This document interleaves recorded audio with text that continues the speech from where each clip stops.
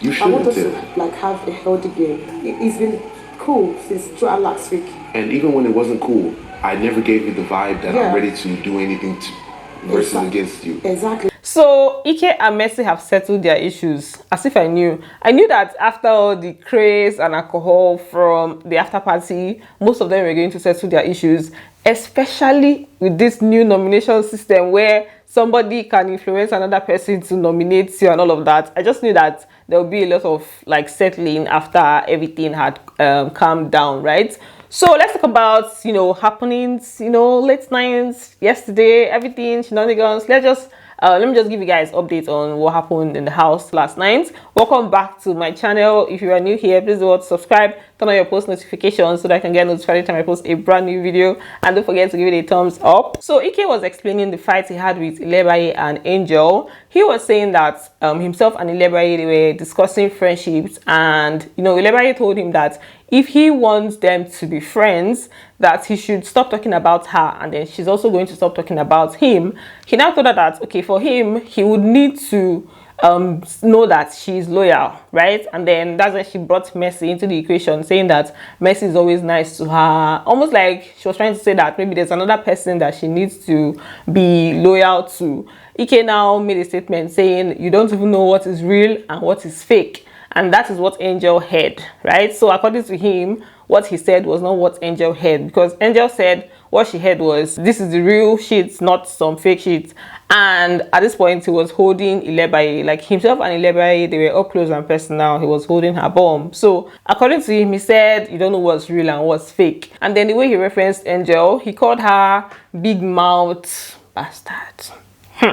She brought you up saying that you actually care about her and I don't really care about her. And I said, you don't even know what's real and what's fake. She's still hugging me, and that's why I said that. This big mouth bastard comes and joins the conversation. I said one or two to just let her know what's up, and I walked off. Ike is really onto Angel at this point. He was, like last night, he was working very hard to get Angel in the nomination list of the guys. He was just trying to convince them to not, Kidwaya mentioned Doyin, that he wants to nominate Doyin and Princess. Those were his two choices. Doyin, he actually did mention Doyin. It's now that I'm thinking about it, like I know that they are close. These things are happening in this house. So he mentioned Doyin, and then Ike was trying to convince them to change one name. Like, why is he choosing Doyin ahead of Angel, and giving them reasons why they should put up Angel. Who's the most feminist in the house? Who's my main partner in the house? Angel. I want to know why Princess and Doyin over Angel. Because the moment she finds out I'm conniving with all the guys to get her, that's when the trigger. Ike is really working overtime, you guys. I wonder how they are going to feel when they find out that they are not even going to be nominating for who they want to leave, but who they want to stay. Like, that is going to change everything, because you cannot maybe put a target on somebody's back. You now have to know who you like the most. I can't wait to see how the nomination is going to be. So let's talk about Princess and Alex's conversation. So Princess approached Alex to, like, would I say give her updates or let her know maybe one or two things that are happening in the house, right? So she started off by telling her that apparently Ceec and Perry are close from like they know each other from outside of the house, and then a certain somebody, she was using codes, but it was Perry that she was talking about. So she said that Perry came into the house and is not trying to be close to her and all of that, and then she is not happy with the situation. That is really pissing her off. It's really pissing her off. Somebody feels like you are being silly. Apparently they both knew each other before, and all of a sudden someone else is acting like he doesn't want to be too close, and that is really pissing someone else off. Is that this easy? Yes. Wait. So Princess now started advising her. She told her that she doesn't know what's up between her and Perry. She doesn't know, like, if she likes him or anything, but that if she likes him and she would like to pursue anything with him, she should do it openly. Whatever she wants to do with him, she should do it openly, as opposed to maybe going into the room or hiding or anything, which kind of makes sense, because it don't make sense. Say, let's say you now go and be doing things under duvet, and then you'll not be able to own up to it. So she was just telling her that she should be more open about anything that she wants to do. I don't know if Perry likes you or you like each other. I can't stop that. However, I don't want anyone to look at you as you're gullible and just following man.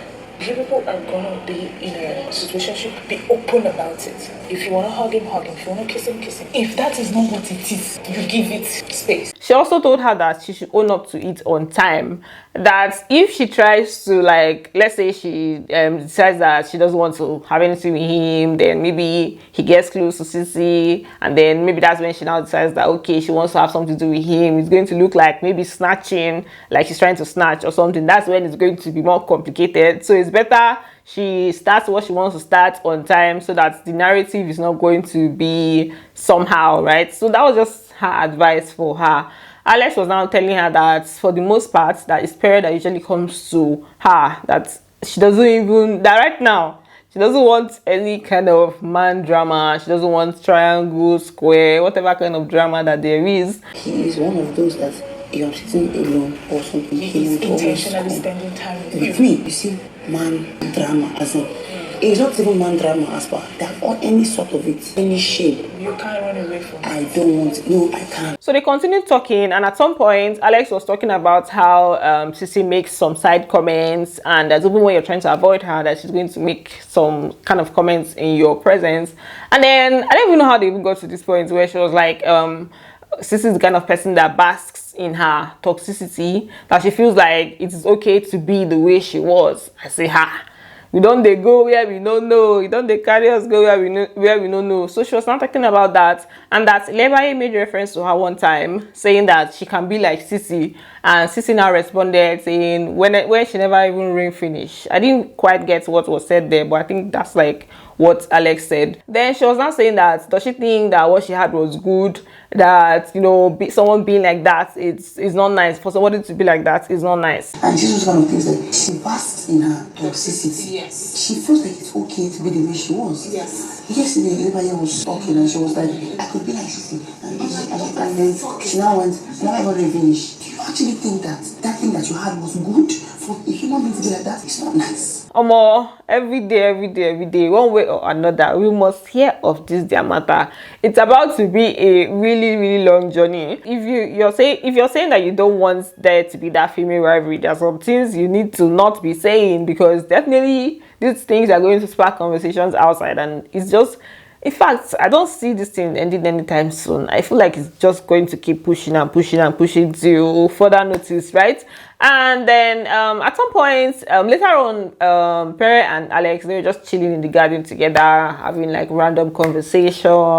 I say, okay. Meanwhile, Soma and Angel have settled their issues. Settlement everywhere. He also had a conversation with Mercy. You guys know that Mercy was also in the middle of all of this. So it was a pretty long conversation, but what I got from the conversation is that Soma was right about the fact that Mercy was trying to ship them, and she was really pushing for that ship to happen. And for him, he said that he just wants them to vibe and, you know, chill, and nothing really, he doesn't want to maybe push forward like that or put a label on it. That he knows that Angel is in a relationship, and he's also in a relationship. He didn't mention that part, but he said he knows that Angel is in a relationship. So all he wants is just, you know, for them to be vibing and chilling. The reason why I tried to press break on this people that based on Susan also. Man, I know say Angel get nigga on the outside. She told me, yeah. I personally like, I vibe it like our this thing just, we just get on, yes, you understand, like, shut up, first, Mercy.